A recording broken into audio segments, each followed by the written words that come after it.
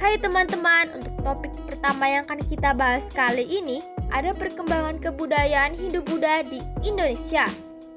Perkembangan ajaran Hindu-Buddha di Indonesia tidak terlepas dari letak strategis Indonesia sendiri loh, yang menjadikannya sebagai daerah dengan banyaknya orang asing yang ingin melakukan perdagangan di Indonesia. Nah, ajaran Hindu-Buddha telah banyak mewarnai kehidupan di negeri ini.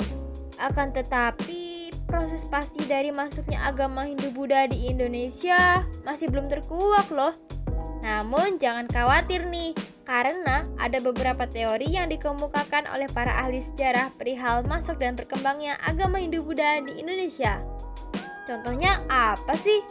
Contoh yang pertama ada teori Brahmana. Teori ini dikemukakan oleh J.J. Van Leer. Dia berpendapat bahwasannya ajaran agama Hindu-Buddha di Indonesia dikembangkan oleh para kaum Brahmana, yaitu golongan pemuka agama dari negeri India. Hal ini didukung dengan penemuan-penemuan prasasti di Indonesia yang hampir semuanya menggunakan huruf Pallava atau Sanskerta. Aksara dan bahasa Pallava maupun Sanskerta hanya dikuasai oleh kaum Brahmana. Dibuktikan dengan penemuan tulisan huruf Pallava di Cengal. Kedua ada teori Vaishya. Teori ini dikemukakan oleh N.J. Krom. Teori ini berpendapat bahwa ajaran agama Hindu-Buddha di Indonesia dibawa masuk dan berkembang berkat peran dari penganut agama dari golongan Vaishya atau pedagang yang merupakan mayoritas penduduk di India. Para pedagang ini selain melakukan perdagangan di Nusantara, juga menyebarkan paham agama Hindu-Buddha di Indonesia. Hal ini dibuktikan dengan adanya kampung keling, yaitu perkampungan para pedagang India-Indonesia yang terdapat di daerah Indonesia. Dan yang ketiga ada teori kesatria. Teori ini dikemukakan oleh Sheshebert Mukherjee dan J.L. Mons. Teori ini berpendapat bahwasannya ajaran agama Hindu dan Buddha di Indonesia dibawa oleh kaum golongan kesatria. Saat itu di India terjadi perebutan kekuasaan antara golongan penguasa kerajaan di India. Oleh karena itu, para golongan kesatria yang kalah perang harus melarikan diri ke daerah-daerah lain, tidak terkecuali Indonesia. Namun, belum ditemukannya bukti yang akurat seperti artefak atau peninggalan lainnya. Namun, ada teori keempat, yaitu teori Sudra. Teori ini dikemukakan oleh Van Faber. Dia berpendapat bahwa ajaran agama Hindu-Buddha dikembangkan di Indonesia melalui para kaum Sudra atau budak yang bermigrasi dari India ke Indonesia untuk mencari penghidupan dan kehidupan yang layak. Namun sampai sekarang juga belum ditemukan bukti yang akurat seperti artefak atau peninggalan lainnya. Nah, ini adalah teori yang terakhir, yaitu teori arus balik.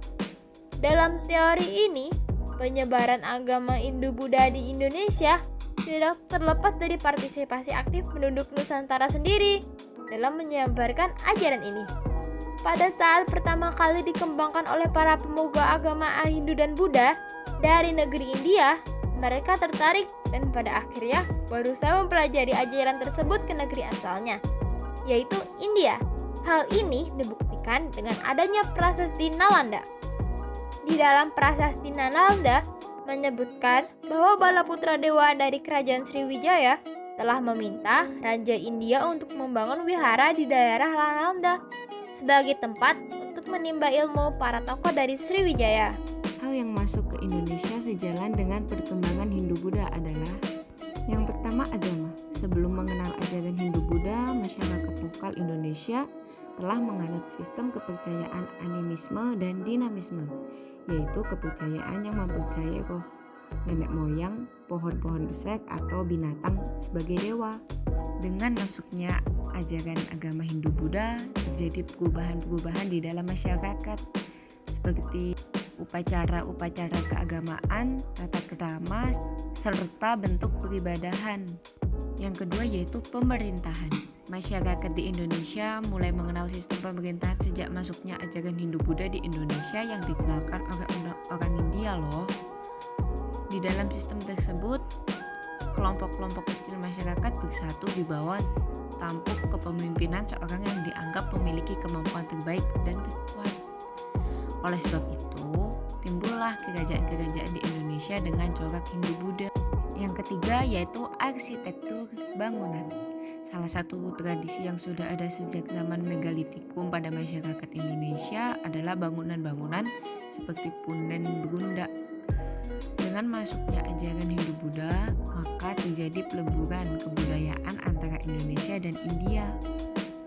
Dengan lahirnya pembuatan-pembuatan candi berbentuk limas dan bertingkat-tingkat atau berundak-undak, hal ini menjadi bukti terdapatnya perpaduan antara budaya Indonesia dengan budaya India. Yang keempat ada bahasa. Sejak masuk dan berkembangnya ajaran Hindu-Buddha di Indonesia, masyarakat pribumi yang dulunya belum mengenal tulisan atau dapat disebut zaman pra-sejarah. Yang keempat ada bahasa.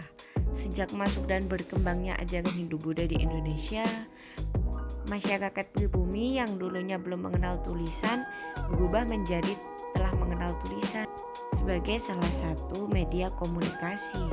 Hal ini didukung dengan penemuan prasasti-prasasti dengan huruf Pallawa dan berbahasa Sanskerta. Bahkan sampai saat ini bahasa Sanskerta masih digunakan. Contohnya adalah Pancasila, Dasa Dharma, Kartika Eka Paksi, dan lain-lain.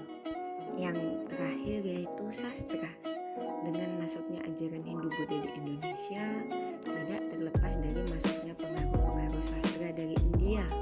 Para penyebar ajaran Hindu-Buddha membawa kitab-kitab yang menjadi rujukan seperti Ramayana dan Mahabharata. Adanya kitab-kitab tersebut memacu semangat dari para pujangga Indonesia untuk menciptakan hal-hal yang sama. Di antara banyak karya-karya sastra yang terkenal adalah Arjuna Wiwaha karya Empu Kanwa, kitab Sutasoma karya Empu Tantular, dan kitab Negara Kertagama karya Empu Prapanca. Jaringan perdagangan dan pelayaran antar pulau di Indonesia telah dimulai sejak abad pertama Masehi. Bahkan pada abad kedua, Indonesia telah menjalin hubungan dengan India sehingga agama Hindu masuk dan berkembang. Sejak abad kelima, Indonesia telah menjadi kawasan tengah yang dilintasi jalur perdagangan laut antara India dan Cina. Jalur perdagangan tersebut yang dikenal dengan nama Jalur Sutra Laut, karena lini bisnis dan pelayaran tersebut melalui laut, yang dimulai dari Cina melalui Laut Cina Selatan, kemudian Selat Malaka, Kalkuta India, lalu ke Teluk Persia melalui Syam atau Suria, sampai ke Laut Tengah melalui Laut Merah. Indonesia melalui Selat Malaka terlibat dalam perdagangan dengan modal utama rempah-rempah sebagai komoditas utamanya, seperti lada dari Sumatera, cengkeh dan pala dari Indonesia Timur, dan jenis kayu-kayuan dari Nusa Tenggara. Posisi Indonesia yang strategis dan hasil sumber daya alam yang berlimpah menyebabkan Indonesia mampu menjadi salah satu pusat perdagangan yang penting di jalur dagang antara Asia Timur, Asia Barat, Timur Tengah, dan Semenanjung Arab, dengan Selat Malaka yang menjadi pusat-pusat perdagangan atau pelabuhan-pelabuhan dagangannya. Sekitar abad ke-7 hingga abad ke-14, ada dua kerajaan besar yang telah mampu mendominasi perairan atau bisnis di Nusantara, yakni Kerajaan Sriwijaya dan Kerajaan Majapahit. Keberhasilan ini karena kemampuan kedua kerajaan tersebut yang mendominasi bahkan memonopoli jaringan perdagangan di Selat Malaka. Selat Malaka mempunyai letak yang strategis baik segi geografis, iklim, cuaca, maupun secara politis dan ekonomi. Itu sebabnya Selat Malaka merupakan kunci penting dari perdagangan itu. Dengan demikian, perdagangan dan pelayaran di Nusantara, bahkan jaringan dagang internasional, Asia didominasi oleh dua kerajaan bercorak Hindu-Buddha tersebut dalam periode yang berbeda. Sekitar abad ke-15, setelah Majapahit runtuh, telah muncul kerajaan yang bercorak Islam di Nusantara, dan yang akan juga melanjutkan tradisi perdagangan dan pelayaran di Nusantara. Meskipun Majapahit runtuh, namun pelabuhan Tuban dan Gresik di pesisir utara dan Jawa tetap berperan sebagai bandar transito dan distribusi penting, yaitu sebagai gudang sekaligus penyalur rempah-rempah asal Indonesia Timur, yaitu Maluku. Bahkan, Tuban berkembang menjadi bandar terbesar di Pulau Jawa. Perdagangan dan pelayaran di perairan Jawa memicu munculnya pelabuhan baru. Pada abad ke-15 sampai awal abad ke-16, jalur perdagangan di Asia Tenggara diwarnai oleh dua jalur besar, yaitu jalur Cina-Malaka dan jalur Maluku-Malaka. Jalur perdagangan antara Maluku-Malaka mendorong terjadinya perdagangan dan pelayaran antar pulau di Indonesia. Jalur ini ramai karena banyaknya para pedagang yang hilir mudik, seperti orang Jawa misalnya, ke Maluku membawa beras dan bahan makanan lainnya untuk ditukarkan dengan rempah-rempah dari Maluku. Begitu pula dengan orang Malaka, mereka ke Jawa membawa barang dagangan yang berasal dari luar. Berkat komoditas beras dan letaknya strategis antara Maluku, Malaka, dan Jawa menjadi kekuatan yang diperhitungkan di dalam perdagangan dan pelayaran di Nusantara. Terutama setelah Malaka jatuh ke tangan Portugis pada 1511, Jawa memainkan peran penting dalam perdagangan di Nusantara. Selanjutnya, pusat perdagangan serta jalur pelayaran sebelum jatuhnya Malaka. Sebelum bangsa Barat masuk ke Indonesia, bangsa Indonesia telah menguasai perdagangan dan pelayaran Nusantara. Perdagangan dan pelayaran saat itu bersifat antar pulau, yakni Pulau Jawa, Sumatera, Kalimantan, dan pulau-pulau di bagian timur, terutama Maluku. Perdagangan dan pelayaran yang berkembang sebelum masuknya bangsa Barat ke Asia Tenggara maupun ke Indonesia itu telah membentuk pusat-pusat kekuasaan.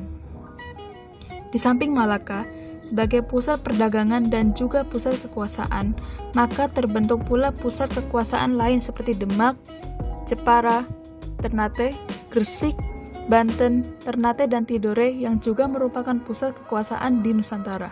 Barang dagangan yang dihasilkan adalah cengkeh, sedangkan kayu cendana diperoleh dari pulau-pulau di sekitarnya. Di bagian barat Indonesia, bandar-bandar yang penting seperti Pasai atau Aceh, Pedir, Jambi, Palembang, Barus, Banten, dan Sunda Kelapa. Pelabuhan-pelabuhan tersebut kebanyakan mengekspor lada.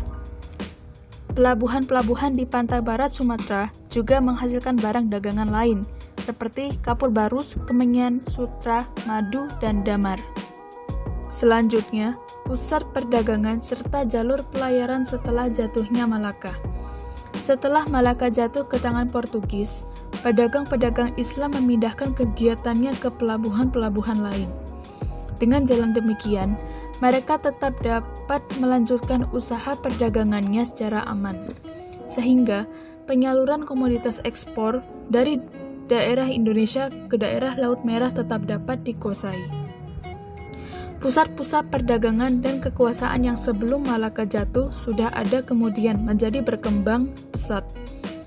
Pusat-pusat perdagangan dan kekuasaan yang berkembang pesat setelah jatuhnya Malaka ke tangan Portugis tahun 1511 antara lain Aceh, Banten, Demak, Tuban, Gresik, Makassar, Ternate, dan Tidore. Pedagang-pedagang Islam yang konflik dengan pedagang-pedagang Portugis menyingkir ke Aceh, Banten, dan Makassar. Mereka tetap melakukan perdagangan dan pelayaran dengan pedagang-pedagang luar. Karena jalur melalui Selat Malaka sudah dikuasai Portugis, maka mereka membuka jalur perdagangan baru melalui sepanjang pantai barat Sumatera. Pedagang-pedagang Islam berangkat dari Bandar Banten lalu masuk Selat Sunda, terus belayar keluar melalui pantai barat Sumatera. Sebaliknya, Banten juga didatangi pedagang-pedagang dari luar seperti Gujarat, Persia, Cina, Turki, Myanmar Selatan, dan Keling. Kapal-kapal yang berasal dari Banten ataupun ke Banten banyak juga yang singgah ke Aceh. Sementara itu, pedagang-pedagang Islam dari Malaka juga banyak yang mengalihkan kegiatannya ke Aceh sebagai akibat jatuhnya Malaka ke tangan Portugis.